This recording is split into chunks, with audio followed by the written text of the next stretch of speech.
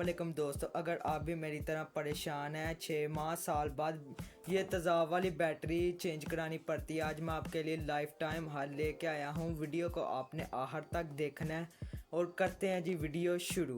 पहले आपने लेने हैं 18650 लिथियम आयन सेल। ये आप नए भी ले सकते हैं और ओल्ड लैपटॉप की बैटरी से भी निकाल सकते हैं। ये आपको चाहिए 6 उस जी BMS, इसको BMS कहते हैं। ये है हमारा 20 एम्पेयर का। ये आपने एक लेना है। वीडियो में मैंने आपको बताया था आपने इसका कनेक्शन BMS के साथ कैसे करना है। वो वीडियो मुकम्मल देखे, उसमें मैंने A to Z बताया आप कनेक्शन कैसे कर सकते हैं BMS के और ये लिथियम सेल के। अब जो ना मैं जल्दी जल्दी इसके पैक बनाता हूँ। आपने ये पॉजिटिव नेगेटिव नेगेटिव, इसको कहते हैं पैरेलल।